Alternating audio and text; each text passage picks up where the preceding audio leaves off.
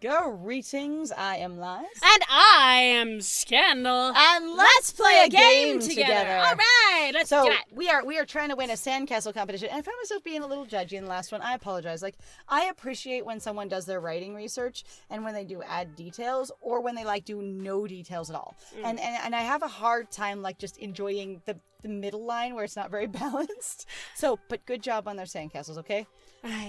Shucks. Let's hope one of you wins. Except the thing is, friend, that I feel like you were still too judgy, because I was like, what is middle ground then for you that was fine? Because they didn't describe any of their tools. They didn't say whether or not they had tools. They just said they were working on sandcastles, and they looked in specific ways, and that was it, other than basically the timing thing. And the moat. And I brought flags with me, so I clearly brought tools because I was planning so for you this. can fill in the details then. It's fine. All right. To the good planner. For the glory of the funplex. All right. For all the guts and the glory. Whoa. Here comes the judge.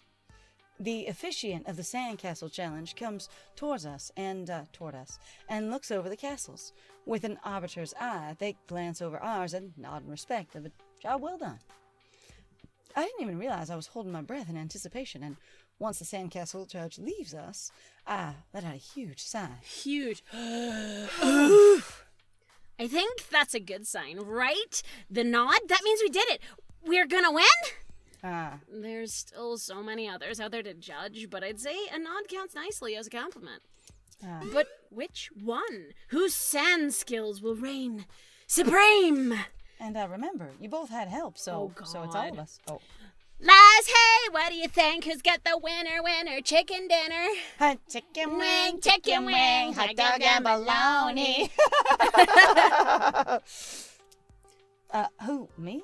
I'm not a judge of fine sandcastles. These fine sandcastles. I am, however, a good judge of ground sandcastles. I'm a good judge of coarse sandcastles. Just do it for funsies. Let's hear what you think. All right, then I'm not going to... Oh. You have to pick. Oh, shit, man. I really was going to be honestly, here's what I like about each one. But that's me in real life, being slightly diplomatic. I'm also going to say, art-wise, I really appreciate that they actually drew part of Naomi's booty. Because that is something that happens when people are not standing straight on. You get to see ass. You do. There is actually, basically, the line of the butt, you can typically see it. Particularly because... That's anatomy for the most part. Anyway, I think it's great. It implies they drew the whole person. Yes. So, Ashley's Castle in the Sky, Naomi's Medieval Masterpiece. Honestly, that other one over there. God, I have no idea. I don't know anything about what Lies likes. I don't know why you picked this. I gotta be honest, because I'm so this is a thing that sometimes I find to be a little bit frustrating, because again, part of the thing of how we're playing this is trying to just basically play and see where things go, and none of this feels very natural. It's still going, yeah, you should pick someone you will date. Yeah, and the thing is it says you don't have to date. So I feel like the middle ground isn't working out very well, and it'd be interesting to play this game with no date at all and see how it changes. Right. Because I'd be very interested in that, because as it stands right now, I chose the sandcastles because I thought Lies was I remember being on the beach. I like being on the beach. I want to go see the beach first. I was surprised that they didn't give us, hey, let's go find an arcade. Because that was the thing, actually, that Lies talked about, and there was no arcade option. Yeah, I was going to say, playing carnival games is not the same as going to an arcade. Nope. And I would have chosen an arcade if it was available, because Lies is, that's where they found their favorite game. Right. Anyway, well, we've been talking about dreams a lot lately, so let's say Ashley's Castle in the Sky. All right, well, we're going to be dating Ashley. No, I don't think so. I don't think that's clinching any deals. How do you know? Most of the castles out there are rigid, lifelike replicas of historical castles. Well, Ashley's has a more airy feel to it. Ashley's is so different from the rest. I think it'll outshine the others and win over the judges. That is so complete. It's not even our opinion. That's not my opinion of your castle and whether or not I like it. It's, I guess they did ask, who do you think will win? So. Right? Monkeys. You are too sweet, Lice. Huh. I agree. Ashley's Fantasy Castle is sure to catch the eyes of the judges. You've done a wonderful job with it. I can't wait to see you win. Okay, that's super cute, and I kind of love that. Oh, Naomi, you're wonderful. Blushing more. I think they just finished tallying up the scores. We wait, not so patiently, as the judge makes their round across the beach. I see them stop next to a particularly dramatic-looking sandcastle. Pulling out a bright blue ribbon, they prop it up next to the castle. Yeah. That one over there! I was going to say, I assumed that one over there would win. Neither of these sounded like winning castles. Yeah. But, anyway. Prop it up next to the castle. Which means... Poops. Ah, that face! Aw. Double poop. Oh, so much Poop. Don't feel too down. If it wasn't meant to be, it wasn't meant to be. Yeah, but there's wasn't usually meant like to a second be. place, a best in show, a most creative, a new, there's a lot of usually ribbons. It's true. Especially in community contests. Oh, how very pragmatic of you, Liz. We did have a blast, though. But I hate losing. Hate it. We just gotta win next year, Naomi. Maybe if all of three of us join forces, we can build the best sandcastle this beach has ever seen. Just militant. We should spend some time practicing more, which means more beach trips. I like that. I'm in. Maybe not this far away. Oh, but it's fine. Great. Next year, Team Ashley is gonna eradicate the competition. I think you mean Team Naomi. I think you mean Team Arcade. Funplex.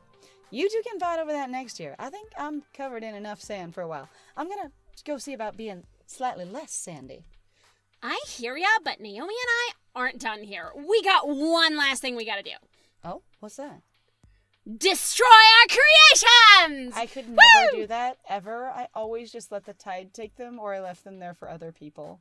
Every time. I never really was big into doing sandcastle stuff, but I think that's just because, I don't know, I was just never really invested, and I had two older brothers, so I wanted to mostly go play with them. I don't know. Oh. I am a mighty dragon! Didn't I say, like, fear me! Count me out or something? Oh, whoops. Sorry, I had a line. I don't know what it was. I thought you read it. Sorry. It's okay. I'll leave you to it then. Ha. All right. Sorry about that. My bad. All right. I am a mighty dragon. Fear me, tiny sand people. Wow. Both of them smile widely at each other and then laugh, walking away. I can hear the sounds of devastation You behind. added that on to the last sentence. It's a different. Both smile and laugh. Stop. Walking away. Walking away. I can hear the sounds of devastation behind me. Honestly, crushing sandcastles doesn't make much noise at all. I imagine it's them shouting and squealing that is the sound of devastation. Probably. I peek back one last time to see the castles come crashing down before I set my eyes forward. Decidedly. So, what next? Oh, do we get three? We can just playing carny games. Juniper's talking with Iris. Queen Bee and Well, Devin found a volleyball. let's see if the carny games actually have any video games at them. Sure, why not? Because I really did want to play video games. A number of little carny-style games have been set up along the beach, independent of the boardwalk arcades. Oh, woo-woo. So we're not going to the arcades. Ring tosses, squirt guns, things like that. They look like they're dating. They do, and it's hilarious. That's kind of cute. All right. Percy promised everyone he'd keep it low-key today, as he recovers from his heart tremor.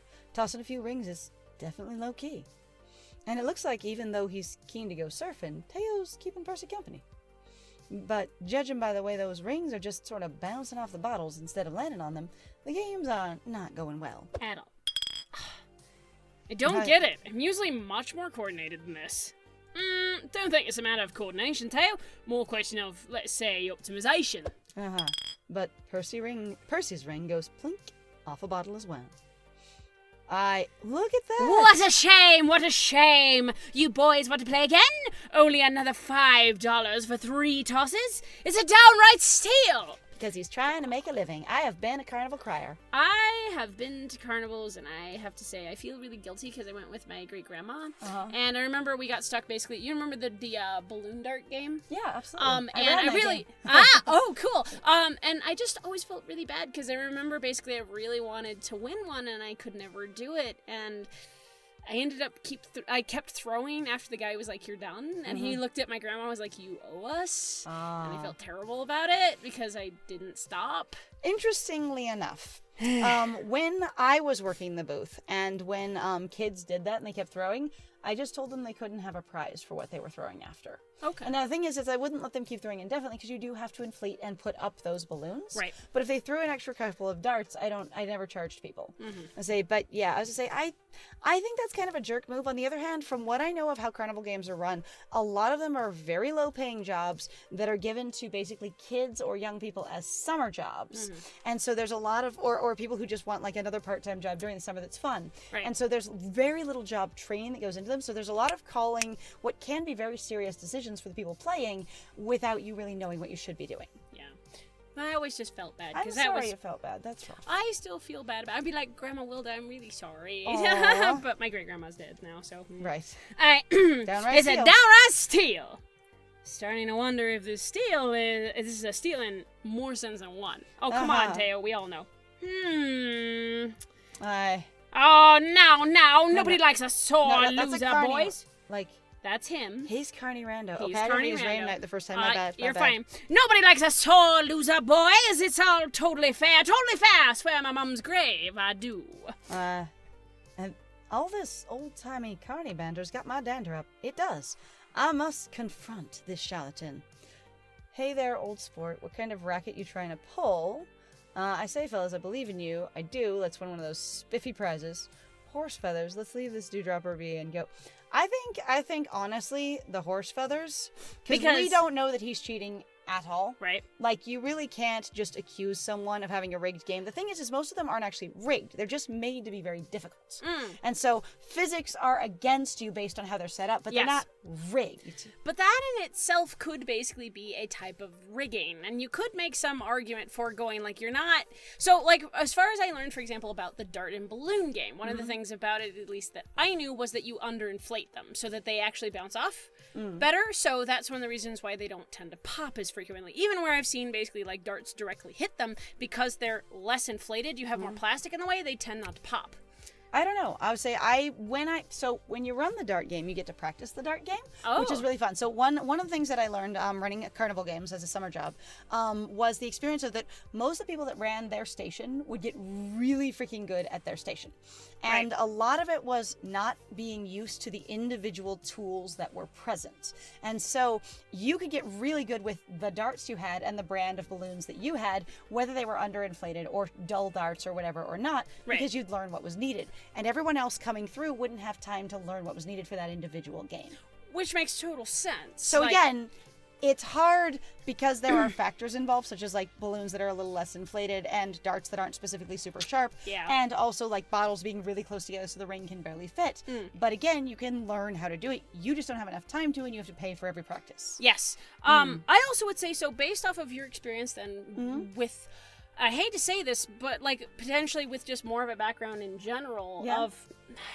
This sounds terribly classist of me, of just basically having more poverty experience. Oh yeah, go ahead. Of going like, do you think Lies would more or less be aware of the games that a lot of carnivals play with people, though, in that regard? Oh, yeah. I would think... Okay, so most of the poor kids that I knew, we were all really susceptible to wanting to play the games, but we all knew we couldn't win. Like, there was... Like, for me, it was this experience of you really hope you're going to hit the lottery, because there's a huge, like, capitalist lottery sort of mentality amongst poor people, and it's sort of this idea that eventually something cool could happen. So, like, even though you walk up sort of knowing you're not going to win the game, you still want to see if you could win the game, like buying one lottery ticket kind of thing. And so that kind of thing. So generally it's, let's leave this. Like almost all the time it was, we're not playing any of those games. We know we can't win anything worthwhile. And a lot of poor kids, like there were some, like once you get to be around like teenage, for me in the area that I was in, and the ones that I met across, the 2 different states that I lived in as a kid, was really an experience of them going, those things are a waste of money. I'd rather buy something I can keep. So like they would burn money on like vending machines that had like stickers or like bouncy balls or whatever little gacha prizes you could get, and then they would also burn money on like soda and consumables, but not on an experience usually. Like it's something you could have and hold way more than it was doing something. So horse feathers make sense to me. Also, I get to take them both and have their attention. Hey! Applesauce. Let's blouse, fellas. I know my onions, and I know when this Reuben's racket is all monkey shines. Our level of language is bizarre. That's hilarious. What they indicated to me was, Lies went, oh, I recognize this old-timey carny racket. I know what that is, and I'm going to pull it out. Yep, pretty much. Yep. I have no idea what you are saying. Are you talking in memes? Is this a young person thing? You're saying you're old. I. Let's just go hang out on the beach. Actually, let's go to an arcade. Oh, it's fine. Well, my fingers aren't exactly meeting, but they are smushing against each other. So, well, I love the thumbs not quite touching each other. That's fascinating. It's actually kind of funny. Like, how do you do that? That's amazing. I do believe I have a proposal. Tayo, a word? Sure. What do you have in mind? Do you want to go make out? Also, I'm just like, why does he have his hand hooked into his, like, bathing suit? It's kind of funny. It's kind of weird. It's funny. Also, points again, they drew Teo's butt. They did. Because anatomy. Yep. All right. Weirdly, the two huddle up without me and exchange a few whispers. I consider interjecting myself into discussion, but it's over before I can try. Back they come. Okay, then. Let's play. Teo passes over a few dollars and takes up the rings, while Percy examines the rack of bottles in detail. Teo holds back, waiting for him to finish. So we're gonna do this. The answer is no. Anyway? Eventually, Percy points. Right there. 3 rings rapid. That's a sweet spot. With a twist of his agile body, Teo flings his rings one at a time, and all 3 waddle their way around the neck of a bottle, ringing it perfectly. Simple enough. Based on Teo's throwing angles from before and the arrangement of the bottles, I determine the optimal striking zone for him to aim for. Nice. All games are a matter of organization. Optimization. Excuse me. Even silly little carnival toys. Fancy enough, Percy and Gavin are about optimization. Yeah, actually, that's very true. And efficiency and organization. They are. Millins! You've bested me, old sport! Well, I know when I'm well and truly rumbled. Go ahead and pick your prize. They're going to have me pick the prize. Yes. That's what they were whispering about. Yep, there it is. Ha! Well, nice. Will it be? Yeah, we were trying to win you a prize, after all. The idea of both of them flirting with you at once is super adorable, and it's it's kind of hilarious. I kind of love it. It's kind of cute, honestly. I don't know. For me, it's just like when people work together for any friendly, like, positive goal or like social, like, positive goal, it's just kind of cute. All right. Me? Really? This was all for me? Absolutely. You know it. I mean, you are the true prize here. Back me up on this, Percy. He is such a flirt. Quite so, quite so. But which of these lesser winnings truly makes your heart dance? These lesser winnings, these things. The chameleon with a heart on it. Nerd walking by. Okay, so 1, in our Arcana playthrough, Nerd just loves chameleons. That's our main character. Just, you'd have to see it to know. Yes. I was just say, and then also in our Who Killed My Father Academy stream, which is on our YouTube available if you want to check it out, there was a chameleon with a heart on it as a carnival prize, as like one of those grabby machine prizes. It was super cute. Anyway, I glance across the rows of arcade-themed stuffed dolls with curiosity. I pick out one from Among Us. Right. The beans from Among Us would be so easy to make for carnival games. Ooh, or the Fall Guys. Oh, the Fall Guys. Yeah, some Fall of those Guys. guys would do. I love top games of the year, you guys. The Among Us or the Fall Guys. I just say, everybody, we're gonna put in super hype graphics. You know what we all love? Beans. I'd say I'm a little old for dolls, but you're never too old for a huggable plush friend, and they both worked hard for it. So hard. Let's see, that adorable Mr. Moopy magical plushie. Oh no, that swinging dolly that plays music. I guess I'll have a Cubert. I mean, you don't sound excited about it, but as far as we know, we actually like Cubert. I know. We mentioned that. Yeah, like that. Like Liza's actually mentioned it. So, I don't know. I want to go for the Cubert, but you don't sound very excited. It could be because you want to turn it around on one or the other of them and going, maybe I'll actually choose something for me. Maybe. Do you know how that happens? Okay, so also another like poverty consciousness thing that I'm familiar with, and my poverty experience like when I was young doesn't have to like resonate with everyone. Oh yeah. Or it doesn't have to like be the same as everyone's at all. But there was definitely experience of your friend going, I'm gonna get this thing for you, and then you get a version of it that you can either share with them or give back to them. So you both get to enjoy the exchange of I got it for you, no I got it for you, no it was for you, back and forth a couple of times. Right. And so it sounds like something that plays music would be for Teo. The magical movie plushie would obviously be for him. For Percy. And then if you go, I guess I could get something for me. Right. Even if it's something you really like, you're hesitant to just splurge on yourself. Yeah, and that happens actually. Even with people, so in my I guess, middle class experience, whatever it is, my somewhere in the middle class experience when I was growing up. There is a lot of basically, also colored by being Mormon, I should say, basically being conscious of when somebody gives you a gift, you also have to consider the person around you and the people who are getting you that gift. So it's like this level of guilt thing, and I always hate it because especially where you're like, even if you go out to a restaurant, you're like, I'm always judging, going, will I get something that will offend you? Will I get something that maybe you'll want to share? Or will I get something that you think costs too much versus what I could have gotten that was completely economic? Right? Yep, so I'm going to go for the Q-Bird. I'm going to try and spoil myself. I'm going to try and put me first. I'll try. Sure. I guess I'll just get a Q-Bird. I don't know, I guess that guy. The old orange noser. Never my cup of tea, that game, but I can understand the appeal. I still say that game needed some real music in it. I tell you, it was one for each of them. Yep. Aye. The carny takes down my prize off the wall. A rotund orange plush with slightly crossed eyes and a long nose. Okay. Now go away, boys. You bother me. That quote. Go away, kid. You bother me. Uh-huh. Yeah. Go away, children. You bother me. All right, well, you know what? We are out of time. Yay. So thank you very much, everyone, for joining us. If you do like what we do, please feel free to like, comment, and subscribe. And also in Turning to Transylvania. Also, please feel free to go check out the Ko-fi and the Patreon. There are some links in the description down below. They're going real low, if you don't know what I'm saying. So, I have been Scandal. And I have been Lies. And it was great playing with you. Bye!